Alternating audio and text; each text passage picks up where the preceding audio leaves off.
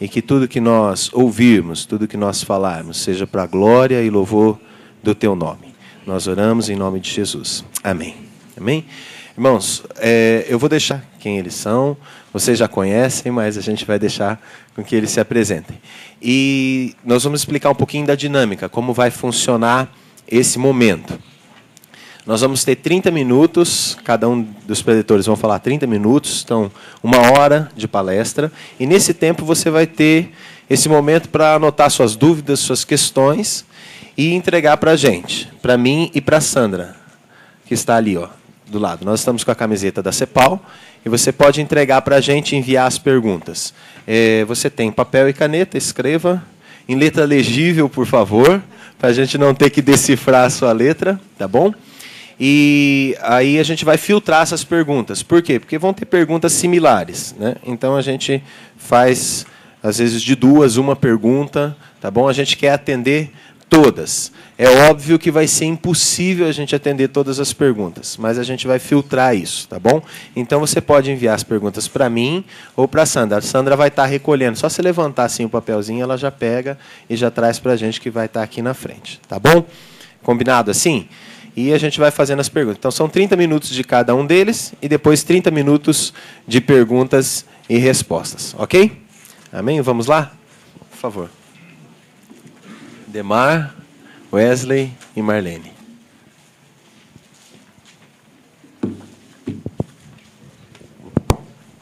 Eu não sei se eu começo ou se é o Ademar. Precisamos saber quem é mais velho. Mais velhos começam. Mais velhos? Então sou eu mesmo. Bom dia, meus amados e queridos.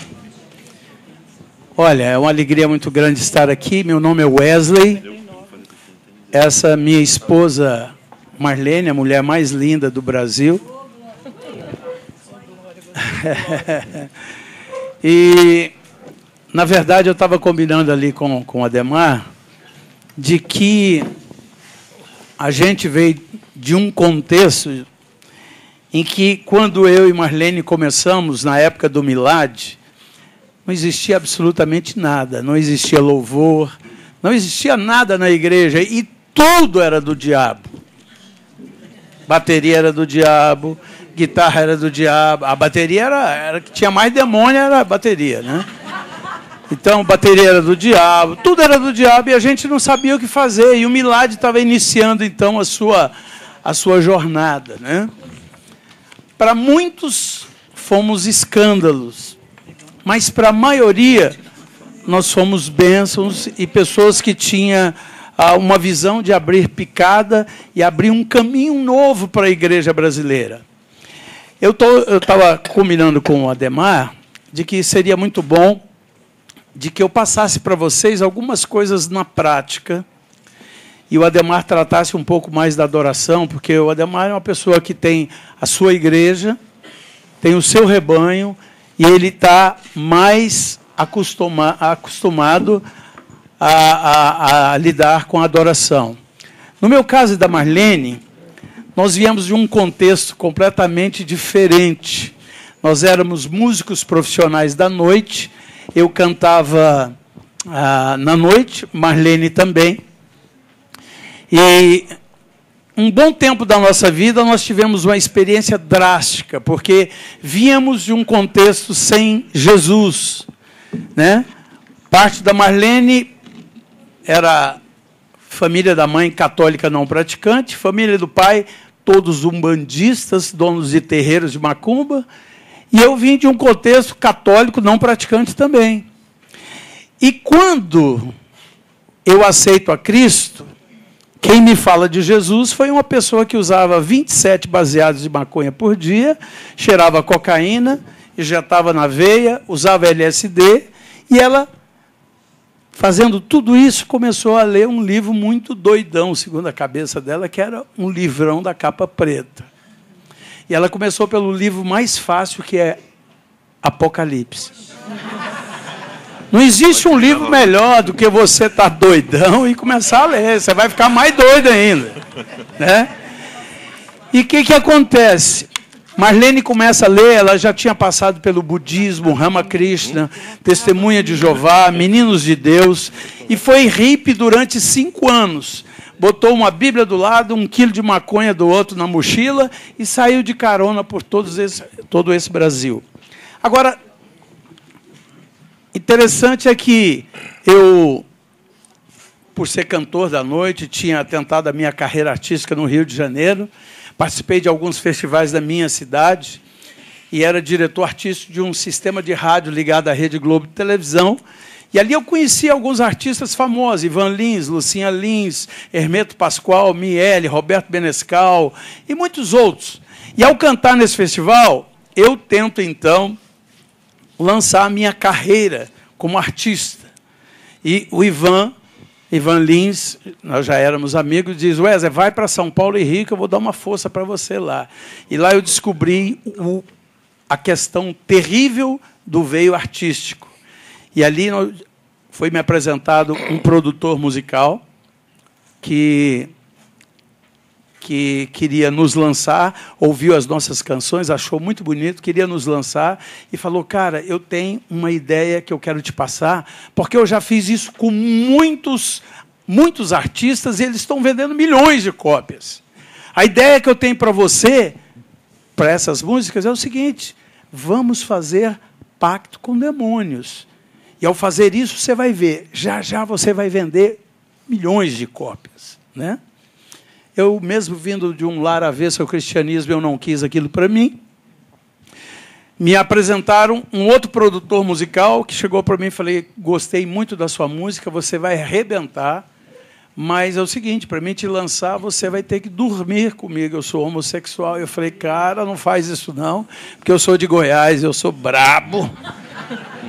E ele disse, e eu disse para ele, olha, não vai dar, não vai dar, não tem condição de fazer isso. Eu não tenho nada contra os homossexuais, muito pelo contrário, os amo, mas a prática deles eu abomino, não gosto, eu acho que a palavra de Deus é muito séria com isso. Mas o que acontece? Eu fui passar um repertório, depois que eu tive as experiências drásticas comigo, no Rio de Janeiro, fomos musicar uma peça de teatro de artistas da Rede Globo, eram 40 deles, e todos dependentes de cocaína, e ali eu tive uma experiência com a droga sem querer. Eles botaram 40 comprimidos de uma droga chamada artânio numa vasilha, socaram aquilo, botaram um suco de manga e deram para a gente. E eu fiquei uma semana tentando morrer, suicidar, querendo matar, querendo... Foi uma loucura. Graças a Deus eu tinha um irmão que fazia medicina em Teresópolis, foi lá, cuidou de mim, mas ficou na minha cabeça só uma frase.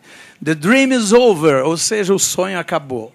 Volto para a minha terra, e aí entra a Marlene na minha vida. Marlene doidona, entrou no meu lugar, no grupo que eu cantava. Marlene falava só o seguinte, oi, como é que vai, tudo bem? Ela, só. E aí, tudo bem com você, Marlene? Só isso, mais nada. Eu e a Dona tentando desligar seu celular, não consegui. Gente, perdoa. Pronto, já desliguei, irmão, não vai precisar quebrar. E aí, Marlene entra na minha vida da seguinte forma. Fui passar o repertório para ela. O grupo tinha, na semana seguinte, uma temporada na pousada do Rio Quente, boa estância de água quente lá da minha terra. E aí, Marlene passa o repertório para ela. Quando ela estava indo embora para casa, eu digo para ela, Marlene, quer uma carona até na sua casa? E ela entrou dentro do carro. Na semana todinha ela não falou absolutamente nada com nada. Era só o só mesmo. Tudo que você perguntava para ela, só. Ela entra dentro do carro e fala para mim, tu está sabendo que Jesus vai voltar? Eu falei, que menina? Você fumou quantas hoje? Você fumou quantas hoje? Ela falou, eu fumei todas, mas ele vai voltar assim mesmo. Conclusão, ela fala de Jesus para mim, eu aceito a Cristo. Uma drogada fala de Jesus. Não tinha igreja ainda. Não, nada de igreja. Só estavam lendo a Bíblia. Ela fala de Jesus para mim, eu aceito a Cristo. E aí, então, a gente começa a nossa vida com Deus. Fomos para a igreja na quarta-feira e ali o pastor estava iniciando um trabalho, um estudo do livro de Apocalipse, que não é uma coincidência, mas certamente Jesuscidência. E aí, então, começa a nossa história. Aquele pastor coloca a cabeça dele a prêmio e diz: vocês não querem cantar domingo na minha igreja? Eu lembro que eu tinha um black desse tamanho, Marlene barriga de fora, barriguinha, só um bustiezinho, calça Saint-Tropez lá embaixo. E nós fomos à igreja numa quarta-feira desse jeito. Aquele pastor botou a cabeça dele a prêmio, mas o que aconteceu? Ele já sabia que o Espírito de Deus estava já cuidando da gente, irresistivelmente. E aí, o que aconteceu? Num domingo, nós aceitamos a Cristo. E ele disse: venha domingo que vem e dê o testemunho da vida de vocês. Nós fomos, e a Marlene falou: bem, eu acho que eu vou convidar o John. Eu falei: quem que é o John? Ele falou: é o cara que me fornece as drogas, cara. Eu falei: é mesmo? É. Você vai convidar ele para vir? Eu falei: é, pode. Então tá. Aí ligou para ele: John, como é que é, cara? Tudo bem? Ele falou: beleza. Ele falou assim: John, é o seguinte, cara, eu agora estou viajando direto, cara. Eu não volto mais para o meu normal. Eu fico ligado há 24 horas, meu.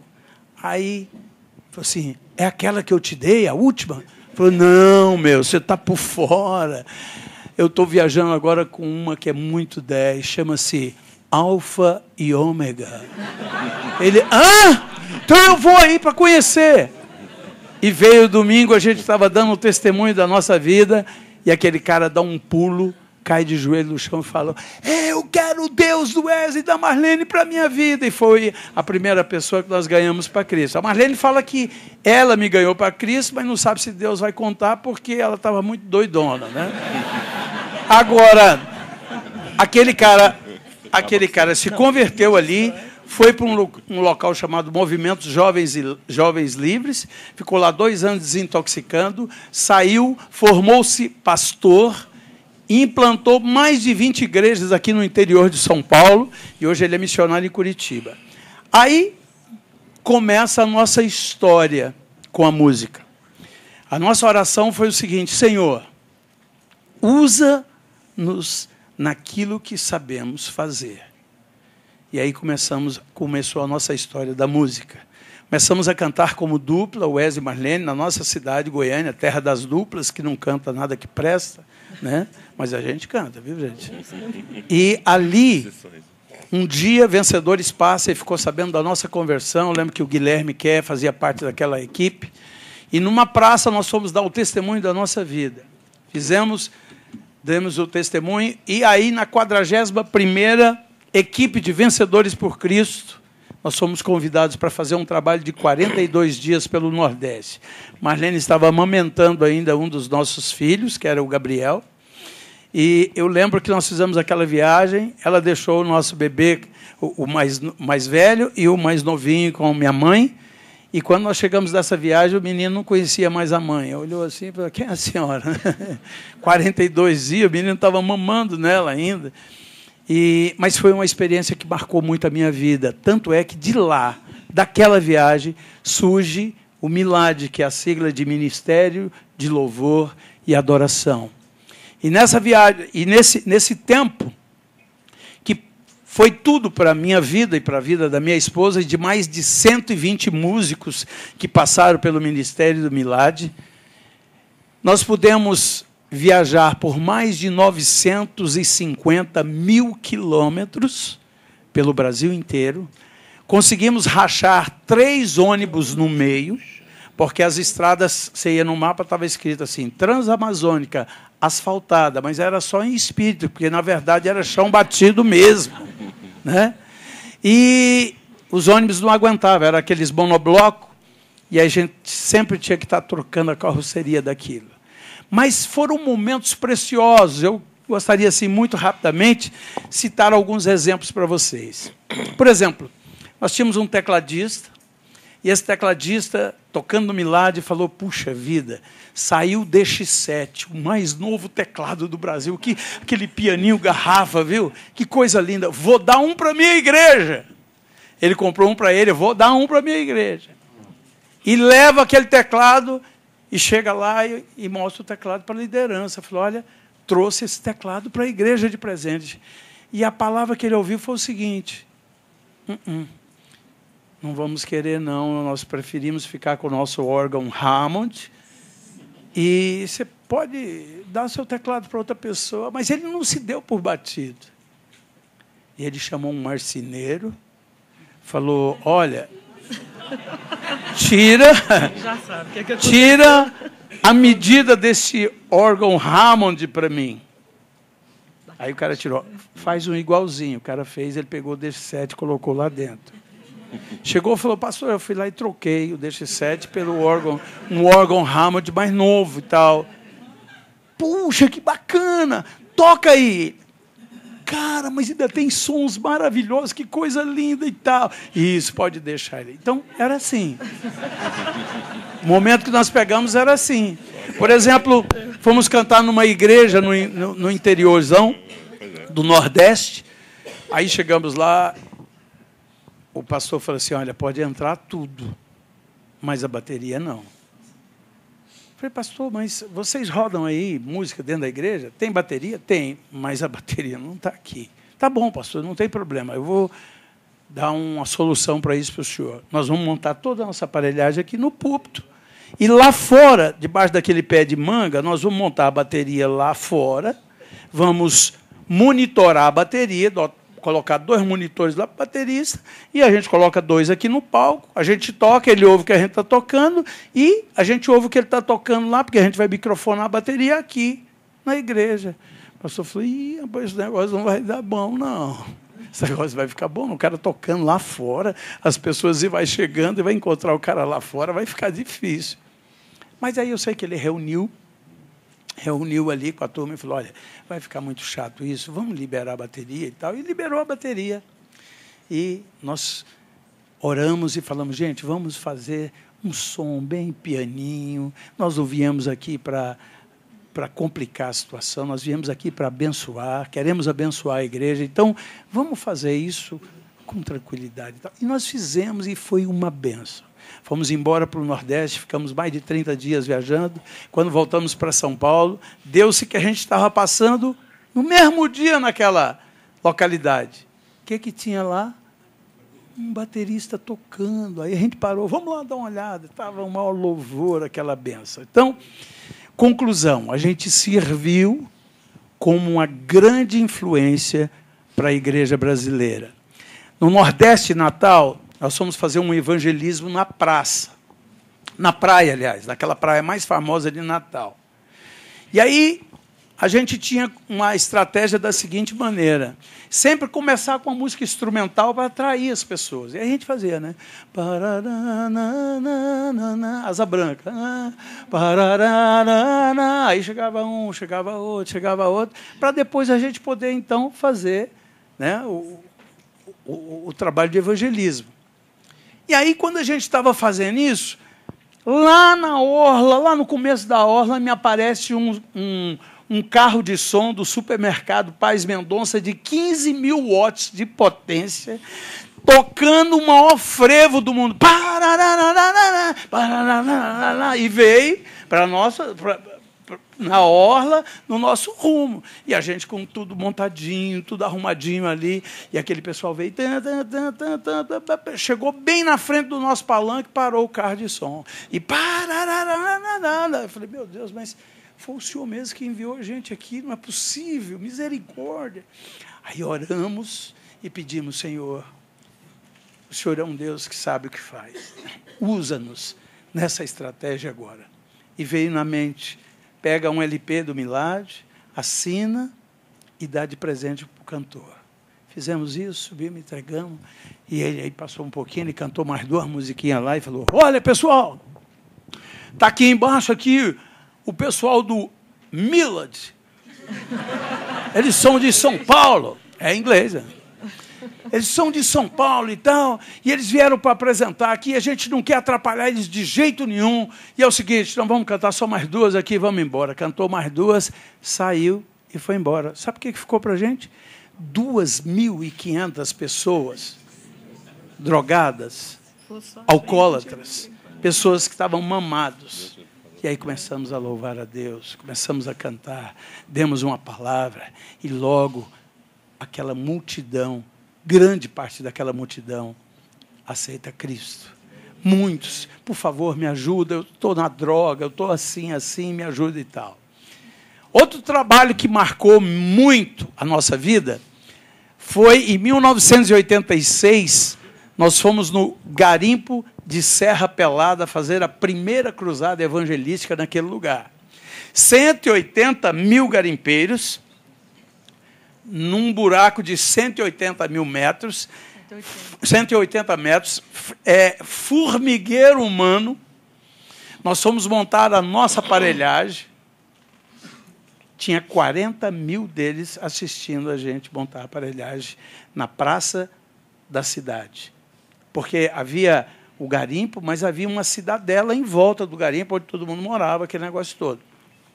Quando nós chegamos, naquele dia, houve uma pessoa que roubou um pouquinho de ouro e ela foi esquartejada na praça, que é a lei do garimpeiro. E polícia não entra, ninguém entra. A pessoa foi esquartejada todinha para servir de lição para os outros, para ninguém roubar.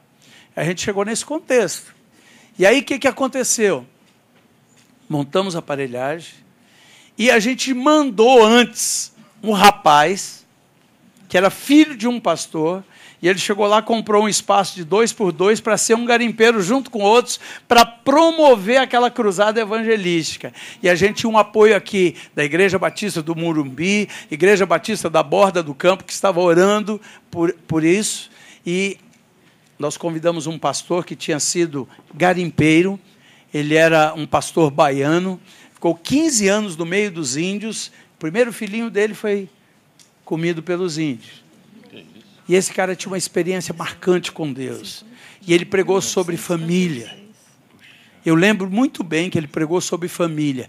E, ao fazer o apelo, aqueles homens rasgavam as suas roupas.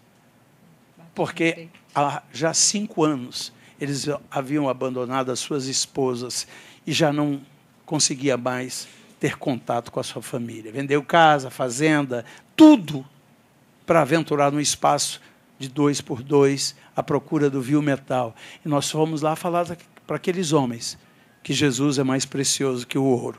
Conseguimos com a Sociedade Bíblica do Brasil 40 mil evangelhos de João.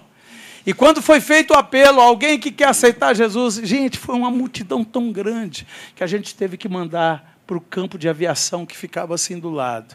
E aí foram distribuídos 40 mil evangelhos de João para aquele povo. Foi uma colheita linda. Um outro lugar que marcou também a nossa vida foi no garimpo de Santa Terezinha. E ali em Santa Terezinha, nós fomos cantar para 3 mil prostitutas num lugar chamado Malvinas. E ali a gente colocou um caminhão encostado no outro, e em cima daquele caminhão a gente montou toda a aparelhagem. Nessa época, o João Alexandre estava no grupo, ficou 2 anos e meio no Milad com a gente, e ali surgiu a oportunidade. Surgiu aquela canção que diz: de longe se vê sua imagem, sua tatuagem, seu jeito de andar. Olhar de menina, corpo de mulher, para os homens um vício qualquer. Sem eira nem beira, de qualquer maneira, se esconde entre brincos, colares e anéis. Escrava da sorte, esquinas cruéis. Sabe o que havia acontecido ali, antes da gente começar a cantar? Passou-se um líder espiritual de carro, com um alto-falante bem forte, e diz: se vocês, mulheres, saírem para assistir esse grupo de São Paulo, o delegado vai prender cada uma de vocês. E aí, quando o pessoal, nós chegamos, não tinha uma mulher naquela localidade. As nossas esposas saíram de casa em casa, convidando elas para assistir a programação. E aí elas: não, mas falaram que a gente não pode. Não, pode sim, vem, vai ser uma benção. Aí foi saindo a primeira, a segunda, a terceira, até que tinha uma multidão. Mas ficou uma coisa marcada, irmãos. As nossas esposas fizeram uma enquete e descobriu que grande parte daquelas mulheres haviam sido cristãs. Já tinham sido evangélicas. E a gente perguntava e ficava perplexo, porque a gente dizia: por que você não está na igreja? Falou: não, o pastor me disciplinou e me excluiu. Mas por que ele fez isso? Porque eu andei de bicicleta. Ah, é? Você andou de bicicleta e te excluiu? Tudo bem. E você? Não, o pastor me excluiu. Mas por quê? Porque eu namorei uma pessoa de uma outra denominação. Coisas assim, coisas bobas. Mas, olha, foi também uma outra colheita maravilhosa. Foi uma bênção de Deus. E, para terminar, o Milad, durante os 17 anos de existência, porque o Milad agora é só uma página na internet, né, contando a sua história, a gente pôde abrir picadas por esse Brasil afora, para que outros pudessem vir. Estava até comentando isso com o Ademar. Falando, nós somos os dinos mesmo, não tem jeito, somos os jurássicos. Nós começamos e hoje, tudo que a gente vê de bom por aí, não aquele outro lado, né, Ademar? Porque aquele outro lado é complicado. Mas tudo de bom que você vê por aí, algumas coisas ainda bem feitas, músicas contextualizadas, músicas que têm teor da palavra de Deus, que fala ao coração, é porque um dia a gente arregaçou as mangas.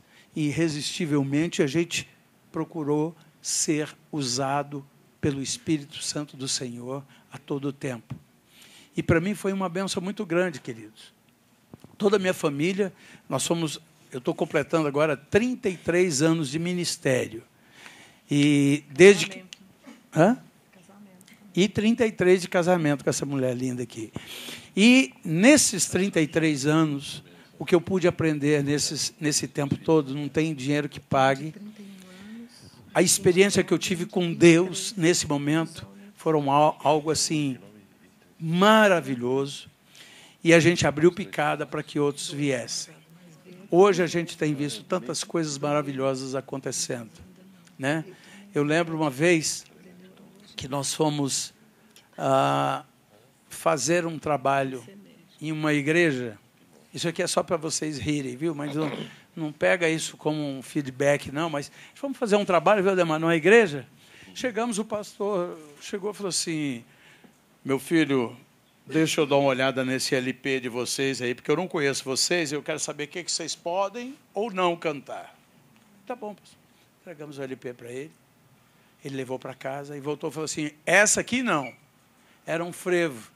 Seja comer, seja beber, seja qualquer outra coisa fazer, tudo seja feito para a glória de Deus, para, né? Tocar violão, ver televisão, andar de automóvel, né? Era muito bonita.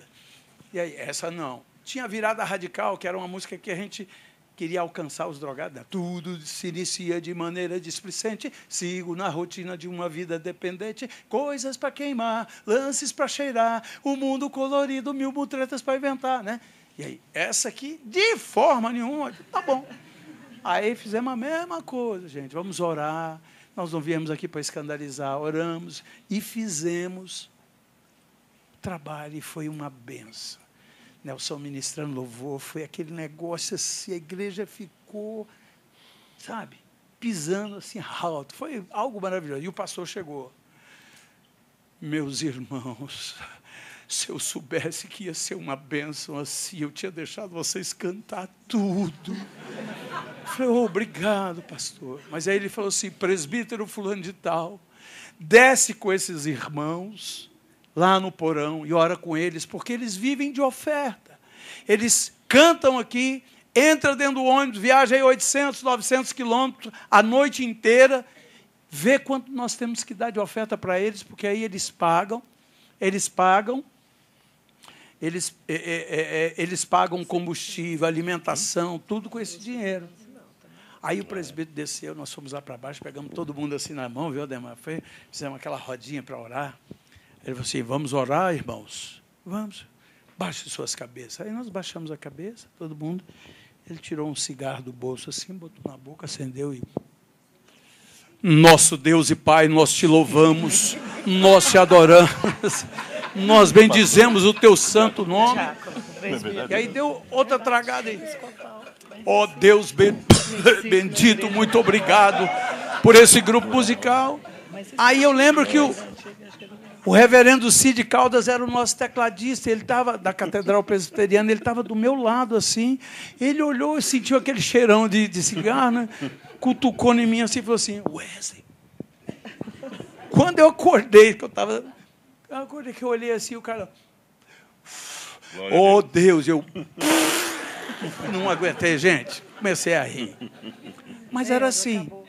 Já. Era assim que a gente vivia, queridos. Mas foi uma bênção. Foram 17 anos de muita bênção. Nossos filhos todos foram criados dentro desse ministério. Hoje nós temos o mais velho, que é pastor. Temos o do meio, que é médico neurologista. E temos o mais novo, que tem 24 anos, que é o nosso produtor musical. E a gente quer continuar nesse ministério, servindo irresistivelmente esse Deus até o último fôlego da nossa vida. Tá bom? Muito obrigado, queridos. Deus abençoe. Demar.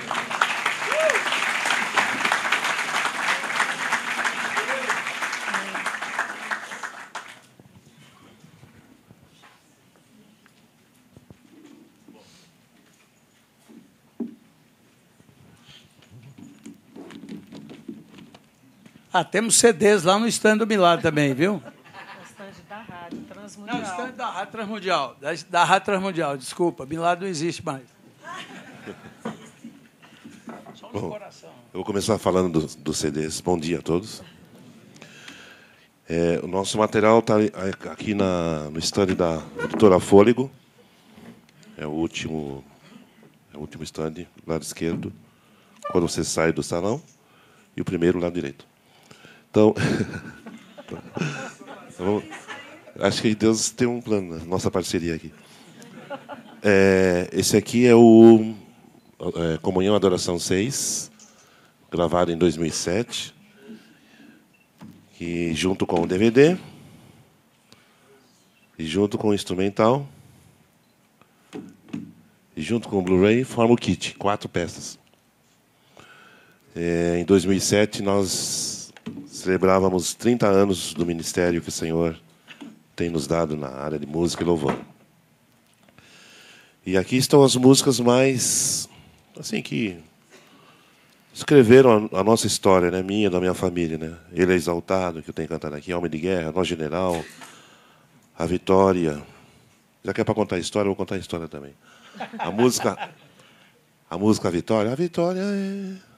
Já ouviu, né? Foi eu que gravei.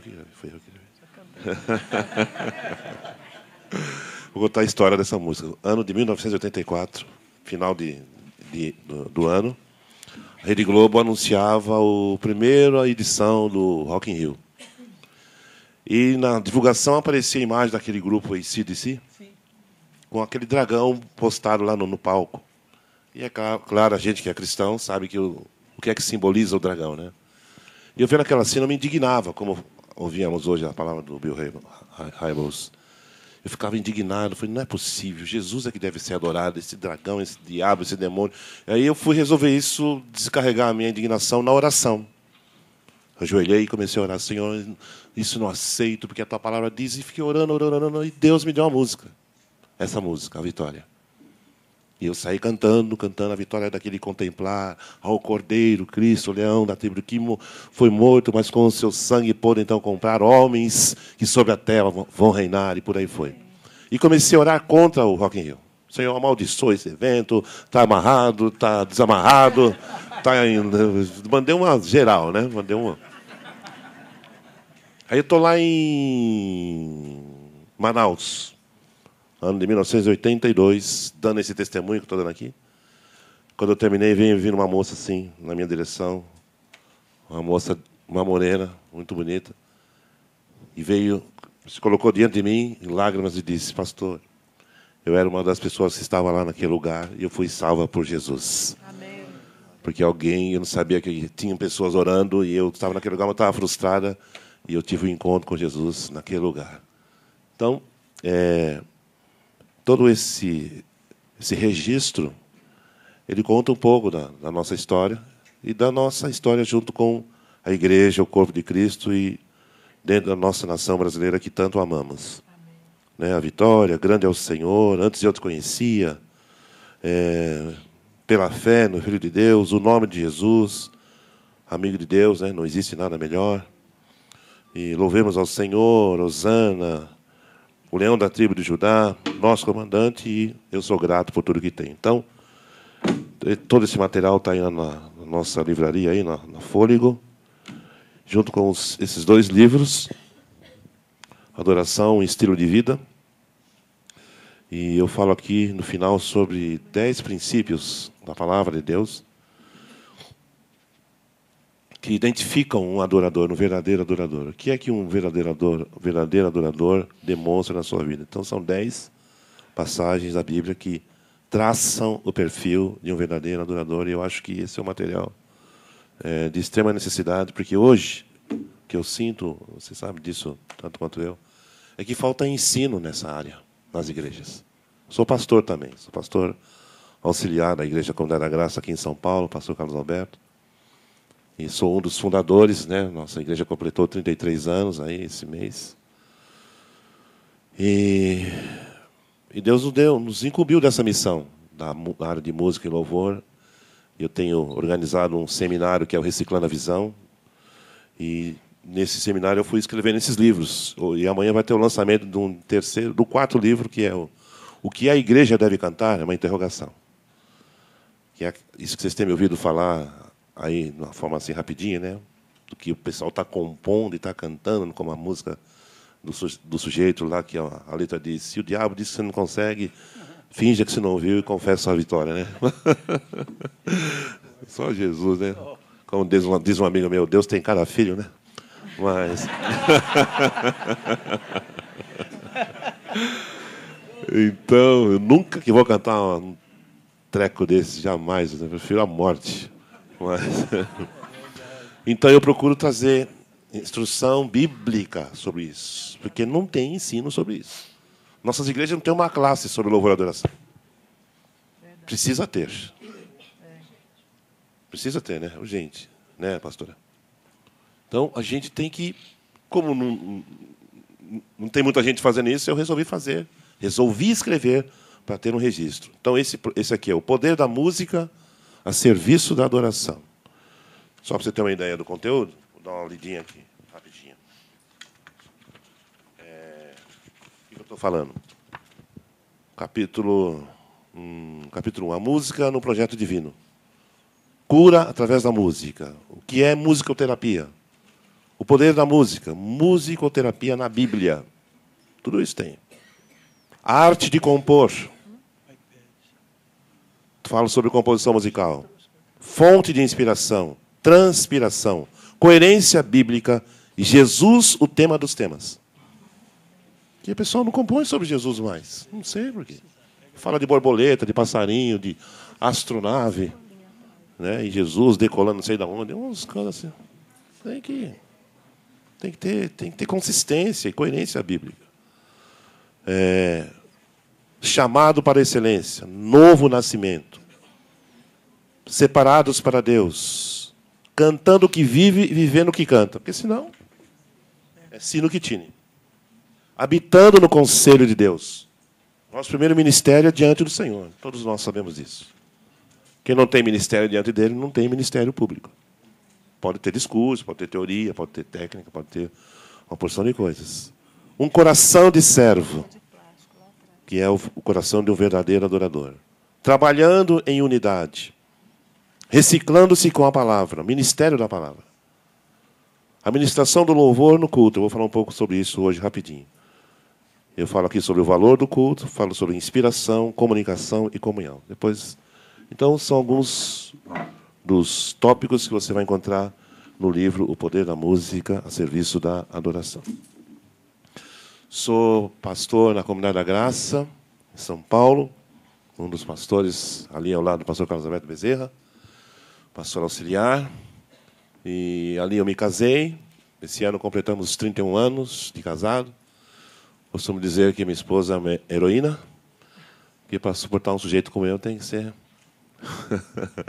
meio anjo, meio humano, né? Mas a pastora Aurora, minha esposa, tem sido uma companheira excelente e que me completa de uma maneira extraordinária. E com ela nós tivemos Rodrigo, a Mariana e a Juliana.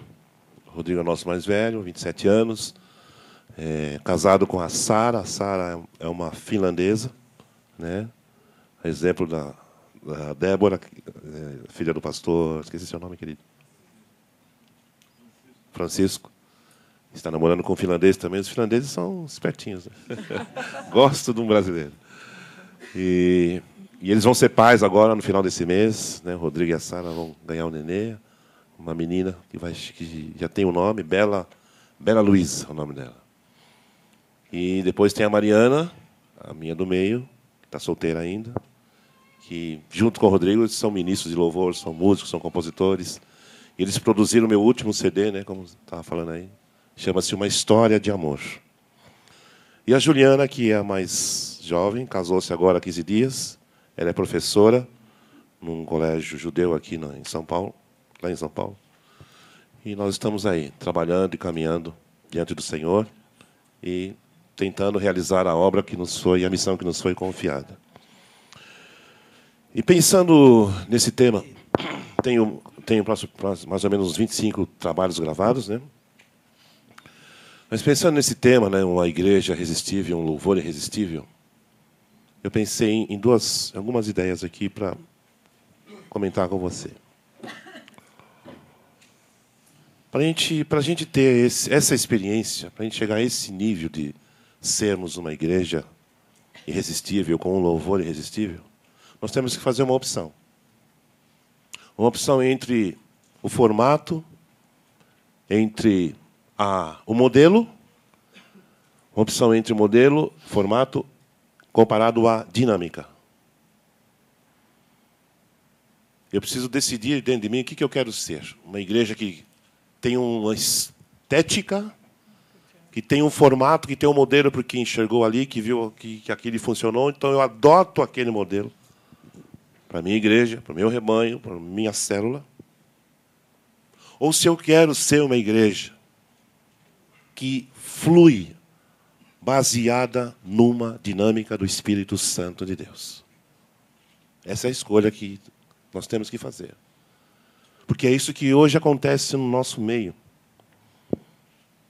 É isso que se pode ver, se pode perceber no meio cristão evangélico a nível mundial. Muitos ministérios adotam o modelo, o formato de A, de B e de C. Tudo bem. Deus está dirigindo, vai em frente. Pode ser que dê certo, pode ser que não. Comparado a isso, a dinâmica que o Espírito Santo quer impor na nossa experiência pessoal. Por isso que nesses dois livros eu tento focalizar justamente essa questão da dinâmica do Espírito Santo. Porque só para você ter uma ideia, eu sou ministro de louvor, já estou com o ministério há 38 anos.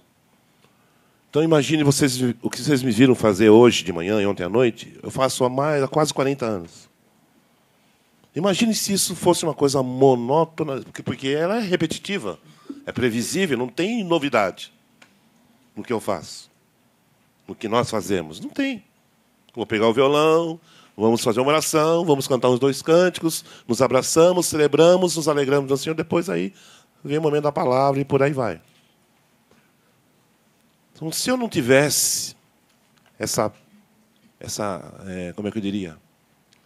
Esta presença do Espírito, esta influência do Espírito Santo, esse agir do Espírito na minha vida, eu estaria louco hoje. Porque fazendo a coisa repetida, às vezes, repetidamente, essa é uma coisa enfadonha, cansativa. Mas o que faz a diferença é justamente a dinâmica. E faz de nós cristãos irresistíveis, igreja irresistível, louvor irresistível e, mais do que isso, contagiante, influenciador. Eu tenho no meu histórico registro de milhares, eu poderia dizer, de pessoas que o Senhor converteu através desses cânticos. No caso da música, antes eu te conhecia.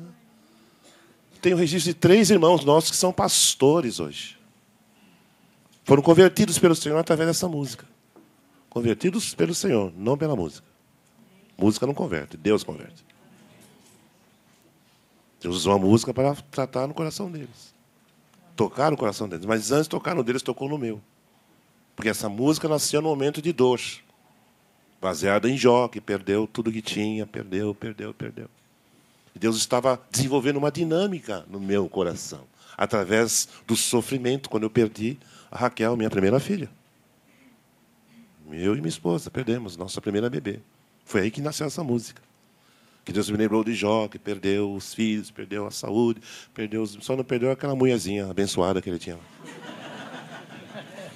É. Como diz um amigo meu lá da Paraíba, Ademar, Jó estava a pé de mulher.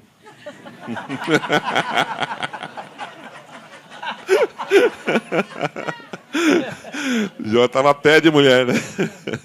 Eu morri da risada, né, com a expressão. Porque uma mulher que fala, amaldiçoa o teu Deus e morre, eu prefiro morrer solteiro, tá louco. Tá amarrado em nome de Jesus. É, forever. Sempre tem alguém para dar o contraponto. É isso aí. Tá certo, meu querido, tá certo. Mas, então foi assim que nasceu a canção Bem Supremo, Momento de Dor. Que eu senti já sendo pastor, que me levou às lágrimas, mas não à frustração. Como nós ouvimos nesta manhã. Deus tirou forças da minha fraqueza, da minha dor, das minhas lágrimas. Me deu esse cântico e deu à minha esposa uma profecia de Isaías 65, 17. Eis que faço novas todas... Acabou já? Acabou? Ah, não. Não. Eu que estava com dúvida. Eis que faço novas todas as coisas, diz o texto. Eis que trago para Jerusalém alegria e gozo. Não haverá lembrança das coisas passadas. Eis que faço coisa nova e agora sai a luz. Os meus servos não terão filhos para a calamidade. Não haverá criança de poucos dias. Veja a palavra rema, específica. Nós nos agarramos essa palavra, aí nasceu Rodrigo, Mariana e Juliana. Só não foi mais porque o médico encerrou a fabriquinha lá. Senão ia ter uns 10 logo para compensar.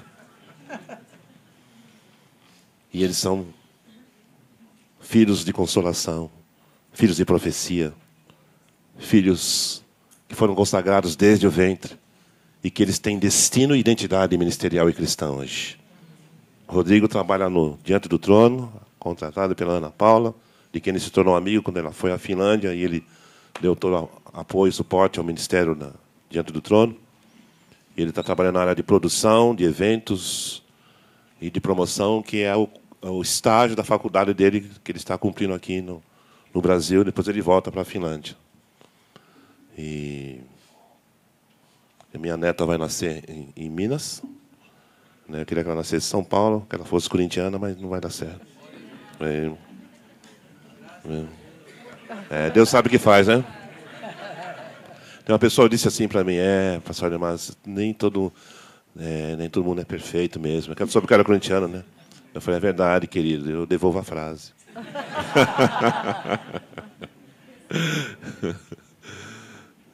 Mas deixando de lado as preferências futebolísticas, o fato é que Deus desenvolve uma dinâmica em cada um de nós, usando as ferramentas e os instrumentos que só Ele sabe usar, e sofrimento é um dos. Que quem não passa por sofrimento não pode ajudar ninguém. Ser pastor é entender de sofrimento humano. Ser pai também. Ser cristão, idem. Eu recebi uma mensagem do Face aí no meu celular da Simone. Simone é uma pessoa que minha esposa atendeu e que está pedindo oração, porque domingo é dia das mães e vão se completar um mês que o Diego, seu filho de 14 anos, foi assassinado pela polícia em São Paulo. Numa situação totalmente estúpida. A polícia estava chegando na rua, viu um grupo de jovens, desceu, os abordou, alguns pararam e o Diego correu. Quando ele correu, a polícia... 14 anos, vai fazer um mês que ele morreu. E ela escreveu dizendo, peço oração a você e a pastora Aurora, para que meu coração reaja de forma positiva, porque eu quero adorar a Deus. Quando eu li isso ontem à noite, eu falei, Senhor, acho que quem precisa de oração sou eu. Que A dor da perda de um filho é uma dor muito grande. Creio que alguns de vocês já passaram por isso. Mas Deus, da fraqueza, Ele extrai força. Eu sei que Deus permitiu isso comigo, que Ele precisava extrair de mim um louvor mais apurado, mais refinado, mais intenso, mais profundo, mais denso. E eu só tive uma opção: me render, me dobrar e dizer: eis-me aqui, Senhor. Se eu fui escolhido para isso, seja assim. Então a dinâmica nasce daí, da comunhão, do encontro, da percepção, da revelação, da palavra viva, do toque de Deus no seu interior, na sua mente, na sua alma, fazendo uma varredura, uma restauração, uma renovação interior constante. Uma das coisas que eu sempre pedi a Deus: Senhor, eu quero algo novo. Eu não quero ser o mesmo. Eu quero experimentar algo novo, porque Deus é Deus de coisas novas. Ele é o Deus do novo. Ele tem poder para criar uma fé nova, uma alegria nova, um cântico novo.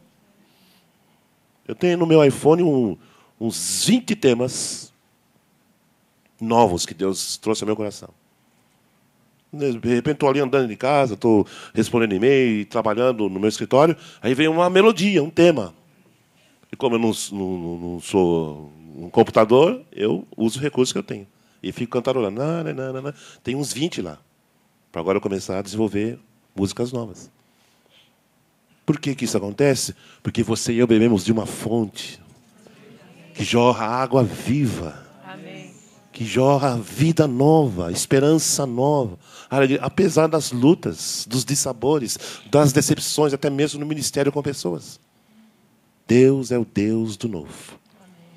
Ele tem poder para extrair de mim e de você um louvor irresistível, que primeiro toca o coração dele. E, consequentemente, toca o coração das pessoas. E ele é glorificado e as pessoas são edificadas. E o reino de Deus vai se estabelecendo dessa forma. Então, só para encerrar aqui, acabou o tempo aí? Não sei. Não. Não quero mais uma hora. 15 minutos, tá bom, eu vou encerrar. Mas aqui eu vou ler só um pedacinho para você ter uma ideia. Página 47 do livro. O título é A Ministração do Louvor no Culto. Eu tenho dado seminários para tudo quanto vários lugares, igrejas, de pastores, amigos nossos, no Brasil, fora do Brasil. E eles sempre pedem esse tipo de auxílio, de ajuda, para orientar os músicos das suas igrejas, etc. A gente vai fazendo isso, ou então em congressos, né? Então, como eu tenho um livro, fica mais fácil, porque cada um já tem o material na sua mão. E há um grande interesse das equipes de louvor, dos ministros e dos pastores também, em saber o como. Ensina o pulo do gato para nós, Ademar. Fala, claro, com todo prazer. Eu vou ensinar o pulo do gato para vocês, baseado na minha experiência. Como é que ministra o louvor no culto. Mas são poucos, meus queridos, que me procuram interessados em saber o que é o culto. O que é culto para você? E qual é o valor do culto para você? Porque o culto e o valor do culto, para mim, corresponde ao que o culto representa para Deus. Quem não sabe isso e está no ministério do louvor, está desqualificado. É melhor parar. Porque se eu sou ministro de louvor no culto e eu não sei o que é o culto, o valor que isso tem para Deus, o que eu estou fazendo aqui, então? Por que eu canto? Por que eu toco? Por que eu componho? Por que eu escrevo?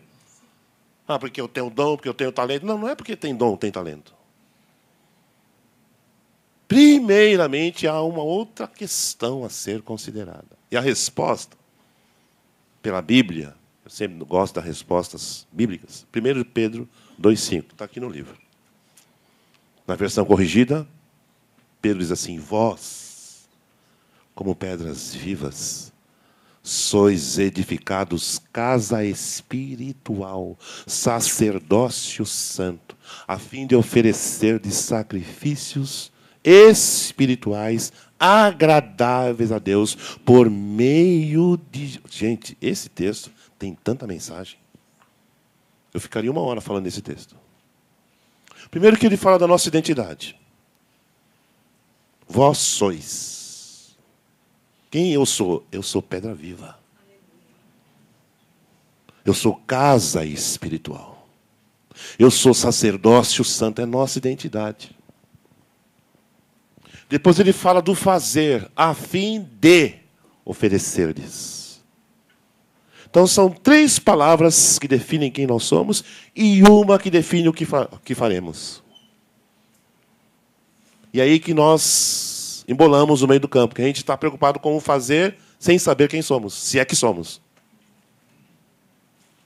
E quem não é pedra viva não vai oferecer sacrifício, não vai conseguir oferecer. E não é qualquer sacrifício, é espiritual, e é agradável, e é por meio de Jesus. Olha só, quanta coisa. Isso é matéria para a classe de músicos para o ano todo. Se vocês me levarem na igreja de vocês, eu vou transformar esse versículo numa matéria para o ano. E vou fazer provas com eles para saber o que realmente ficou no coração e o que é que estão experimentando. Porque não é só ter aqui, né? É aqui que faz. Então, o que eu sou determina o que eu faço. Eu tenho identidade, eu sei quem eu sou. Eu sou pedra viva. Eu sou a igreja. Até a expressão vamos à igreja ela é descabida. Como é que a igreja vai na igreja? Se a igreja é você. Se a igreja somos nós. Hoje nós vamos à igreja do pastor Wesley. Ué. Então eu vou na igreja do Maradona, porque é uma igreja também. Ele tem uma igreja para ele. Mas a igreja, corpo de Cristo, são pessoas.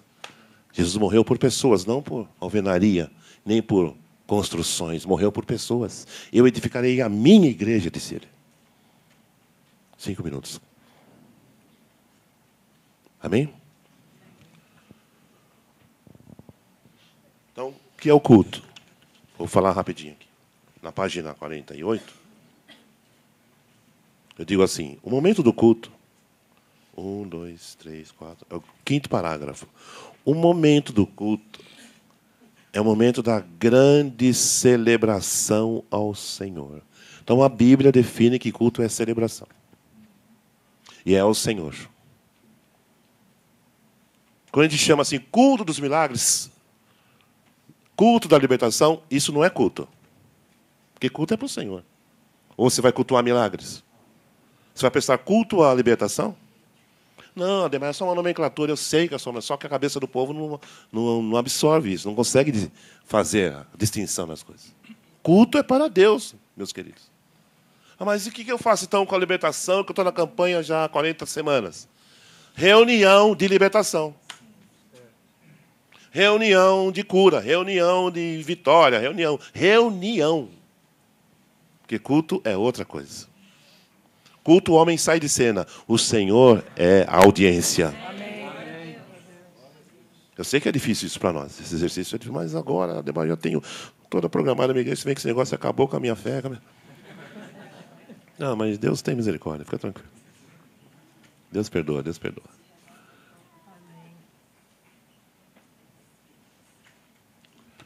Então, o culto é celebração. O que é celebração? Quando nós, corintianos, estamos lá...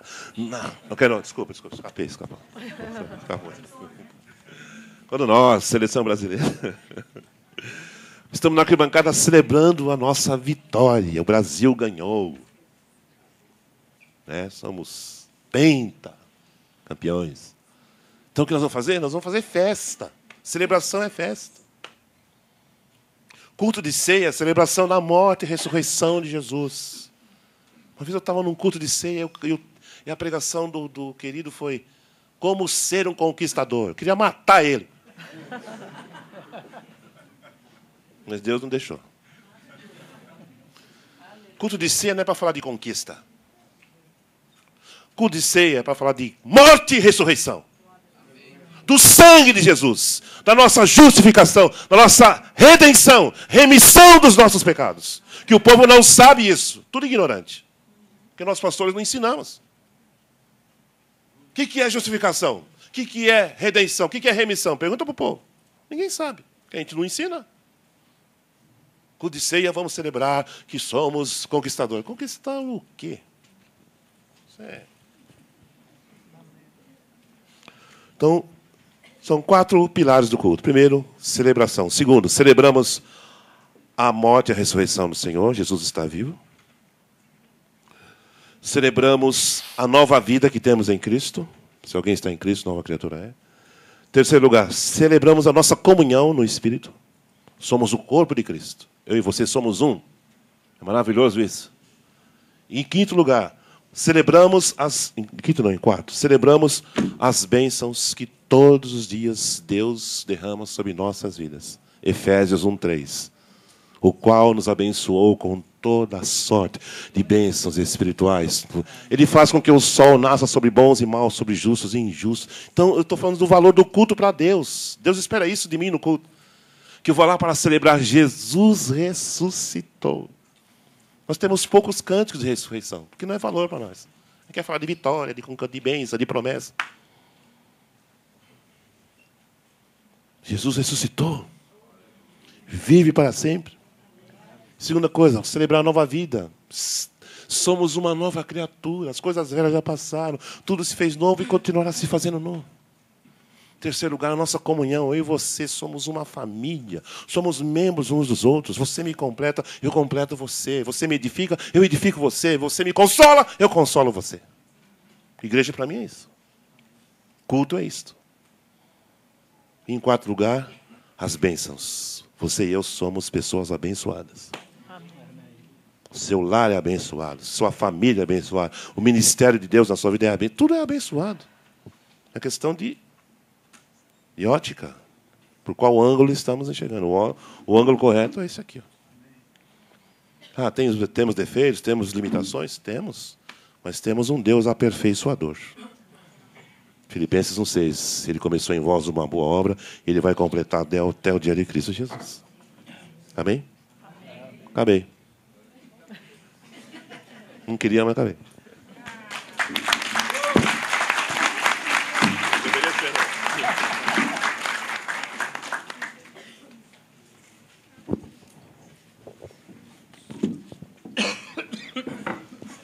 Só mais uma coisinha. O principal, o louvor irresistível, ele está estruturado numa única base. Uma só. Sabe qual é? Quer arriscar? Não quer, né? Então vou falar. Vou responder pela Bíblia. Salmo 116, versículo 1, Davi diz: amo ao Senhor, porque Ele ouviu a minha voz, porque Ele inclinou para mim os seus ouvidos.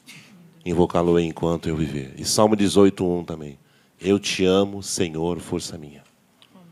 A única possibilidade de você e eu desenvolvermos e experimentarmos um louvor irresistível é se nós estivermos fundamentados no amor.